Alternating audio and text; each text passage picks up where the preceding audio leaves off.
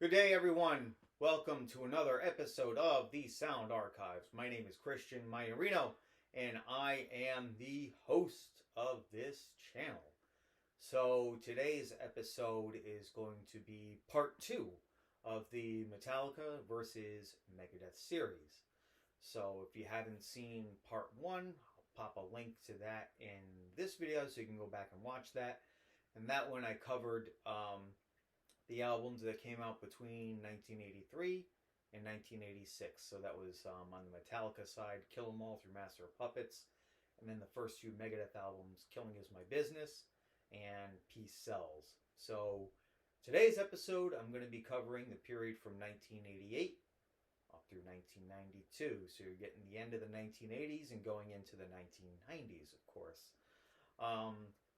So as both bands are really kind of, coming into their own, developing their sound, really building an audience with those first few groundbreaking albums. In this period, we really start to see both bands, at least as far as popularity and record sales and all of that, where they really, both bands really take off and kind of, and I would say with Metallica especially, kind of go to a whole different stratosphere as far as, the level of record sales and all that. So I guess we will get started then reviewing these albums. So of course, going into 1988, both bands did have lineup changes. So on this album right here, and Justice for All, 1988, of course you have Jason Newsted coming in on bass here. And of course, he replaced Cliff Burton, who tragically was killed in a bus accident in 1986. Newsted actually came in just a couple months after that to finish out tour dates on the Master of Puppets tour, and of course they did the Garage Days EP, which was actually really good. It was all cover songs for anyone who isn't familiar with that EP. But eventually, Metallica did go back in the studio, and they put out this album right here, and Justice for All. So this one, there's this one I think is where you really, as far as popularity and whatnot, it was definitely, they were definitely rising up on this album. Musically, the songs start getting a little bit long. Though there's a lot of complex riffing on here, so definitely some heavy moments, some fast moments. Some of the songs on here start getting really long. Title track is 9 minutes 44 seconds. To Live Is to Die, the instrumental, which has a songwrite credit from Cliff Burton, 9:48. One is 7 minutes 24. Let's see, the shortest track on here is the closing one, Dyer's Eve, at 5 minutes and 12 seconds, which is a pretty killer song, I think. But of course, it opens with Blackened, Eye of the Beholder. It's the third track, second track, the title one, and Justice for All. Harvester of Sorrow, another one that's considered a classic from these guys, and of course, One. That was their first music video that Metallica had done. It was done in black and white, and they had all the... Of course, I'm forgetting the name of the movie right now, and I'll remember it after I'm done recording this. But they record, footage from that movie about, someone who went to war was basically a vegetable, and no arms, no legs, you can't do anything, and he just wants to die, sadly. Shortest Straw, Frayed Ends of Sanity. I didn't read these off in any particular order, but so overall, the production on this one has always been, a lot of people don't like the production on this one. There's really no, the bass seems like it's absent. There's really no low end on it. There was always a rumor it was like a hazing for Jason Newsted, supposedly, but I don't know if that's really the case.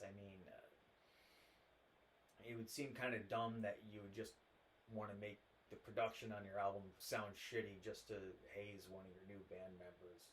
Seems kind of dumb to me. but anyway, this album, my opinion, it's a notch down from what came above. I still really like it. I know there's a lot of Metallica fans who only like the first three albums and don't like this one at all. For some people, this is where they probably started jumping the shark, maybe. But then there's a lot of people who really love this and maybe consider this their favorite album because it's getting, musically it's more progressive than anything that they had done before.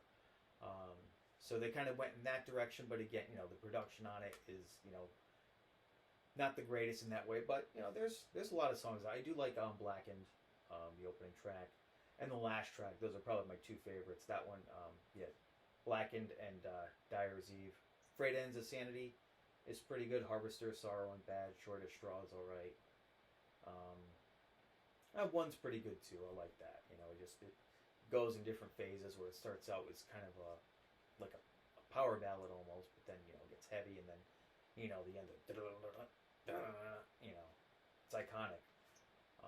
So anyway, 1988, Metallica and Justice for All.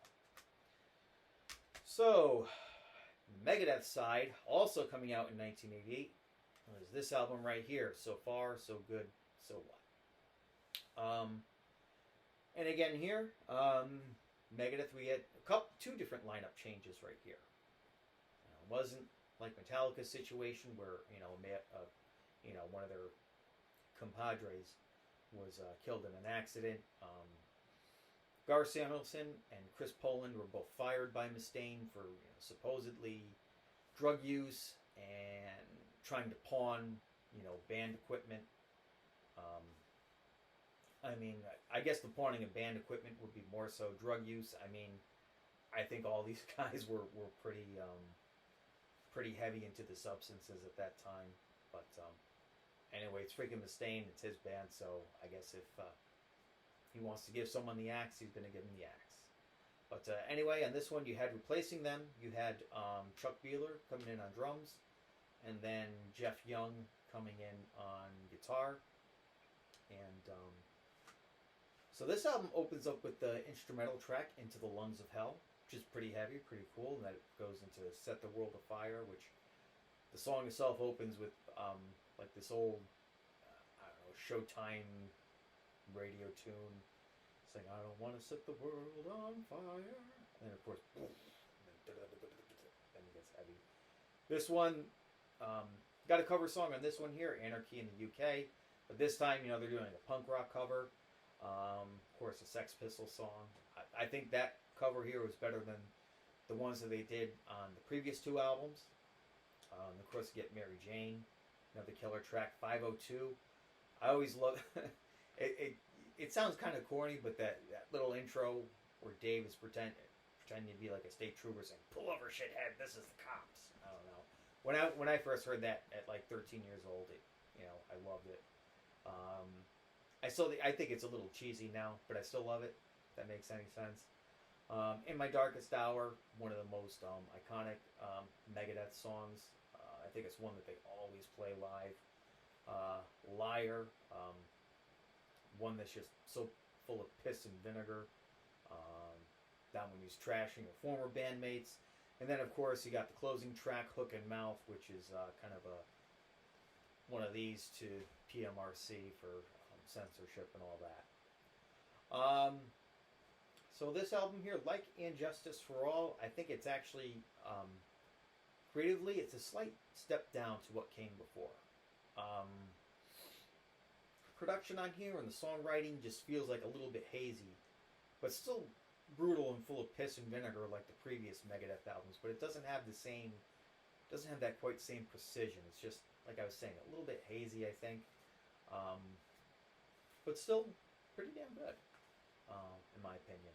So now let's do the comparison, the verses. And Justice for All versus So Far, So Good, So What? Which one of these do I like better?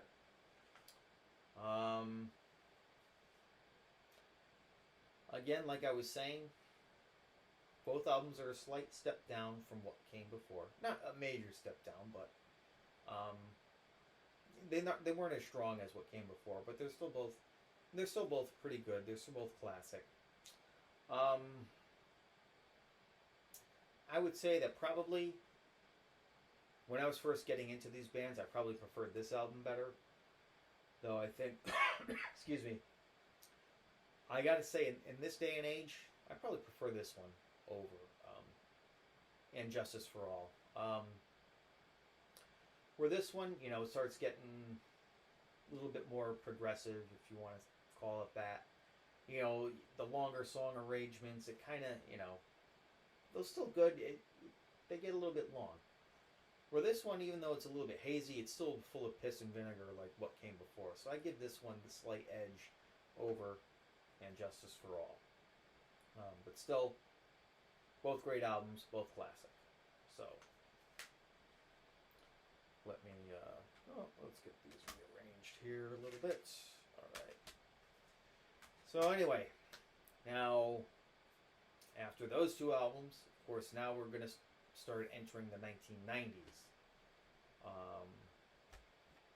And of course, in 1990, Megadeth beat Metallica to the punch as far as releasing their next studio album, and they put out this.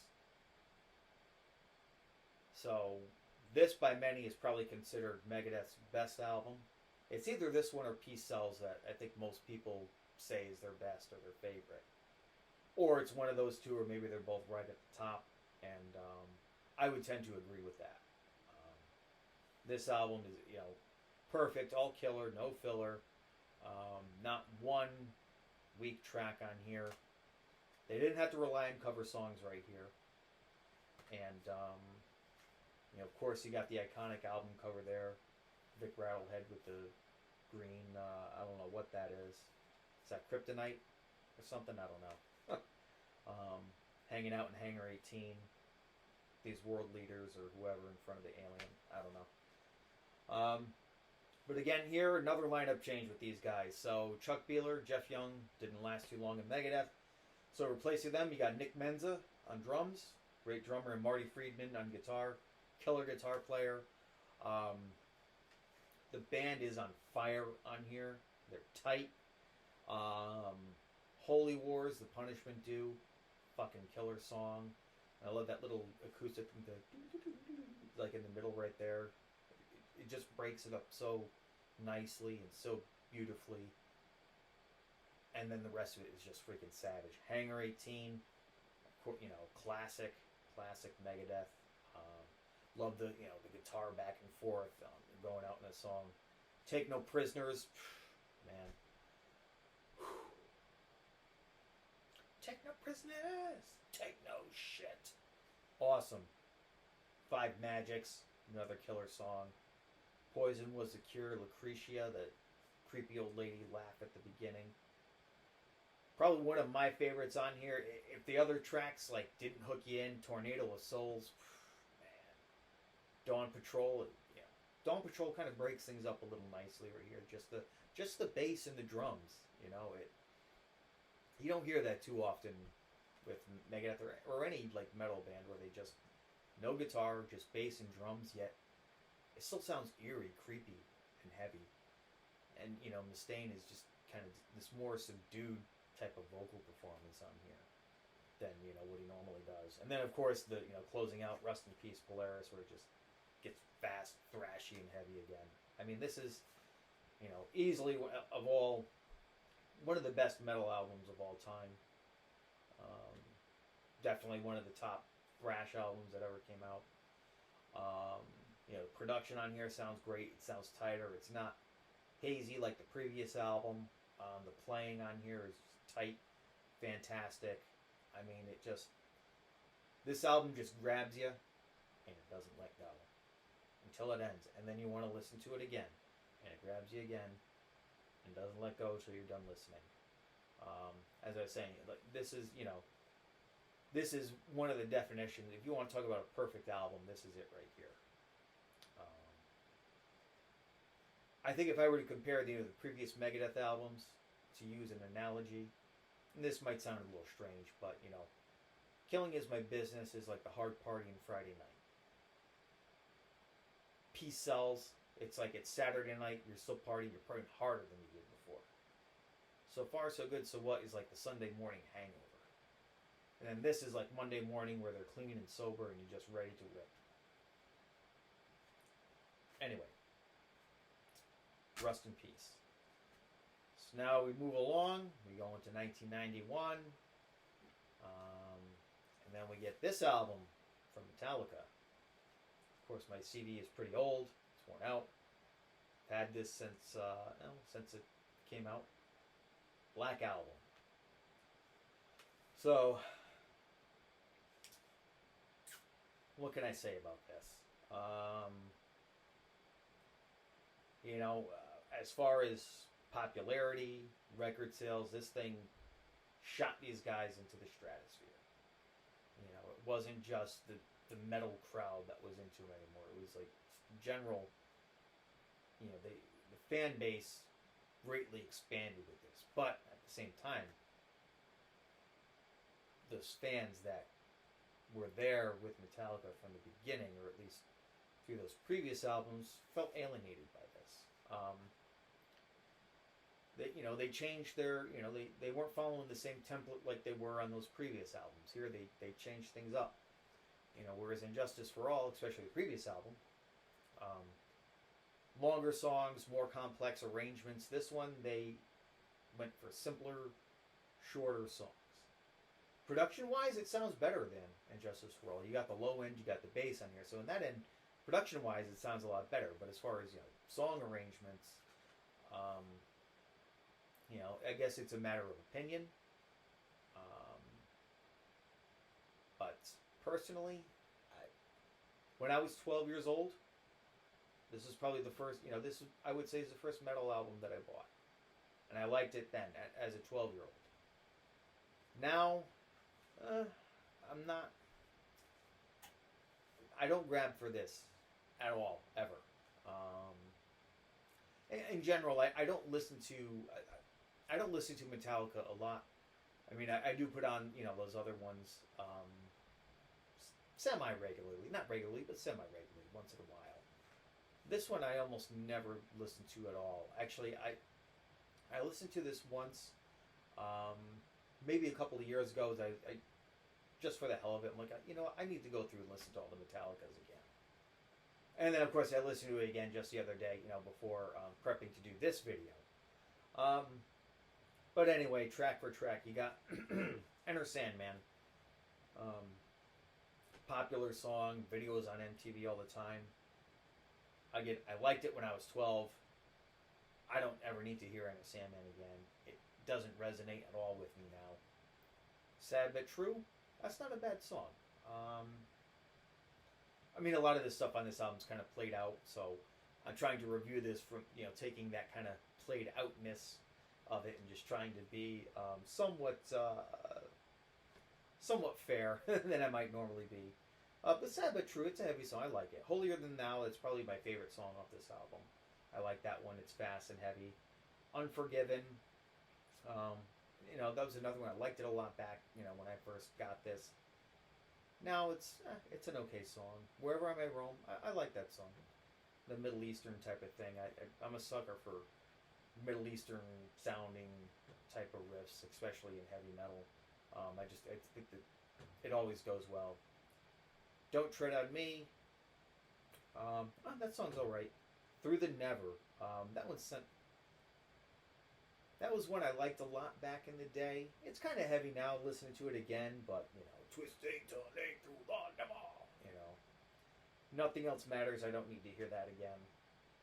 Of Wolf and Man, I thought that was cool as shit. As 12 years old, now, I don't know. It just sounds kind of dumb. The God That Failed. That's not a bad song. That might be one of the deeper cuts on here. That one, I think it's not bad. My Friend of Misery, and of course the last track, The Struggle Within. Those aren't bad. Now, if I were to rank this on like a scale of 1 to 5, I would probably give this a 2.5. Honestly, I don't think it's a complete turd. I know there's a lot of fans who hate this. And then there's a lot of people who love this album too. I mean, didn't sell a bazillion albums for nothing. So, and someone was buying it, so somebody liked it. And like I said, you know, this is where I came in with Metallica, was when this album came out, and then of course I went backwards from here. Um, I mean, to me, this album, you know, the essence of Metallica is still here, but it's, you take what you did before, you water it down, you dumb it down for the masses, and this is what you get. And that's what they did, and it worked. So, the Black Album. And of course, moving up to 1992, and just kind of go back, of course, this one, #1 on the Billboard charts. So, actually, I'm not going to go on to the next one yet, because I got to do a verses right here. I honestly think I wouldn't have to really do this, because if I compare these two against each other, it's very clear which one, you know, gets the nod right there. Easily Rust in Peace. It's almost like, you know, it's not even a fair comparison, really. Clearly, this is the superior album right here. And I think at this point, my opinion, I think, you know, maybe in the 80s, I think both bands were kind of neck and neck, but I think by the time you get into the 90s, I think Megadeth is the superior band in general. So, that's that, and that's that. Going into 1992, you know, Mustaine, I think, was always kind of comparing himself to Metallica, trying to follow and do what they're doing. So in 1992, we get this album right here, Countdown to Extinction, with this kind of corpse-looking guy right there. Of course, on the back cover, you got Vic Rattlehead with the skull abacus. I actually think this is the front and the back album cover are pretty damn cool. I think it's a better album cover than the Black Album, which is just black, which is alright. It's black. It's got the Gadsden flag snake on there or whatever.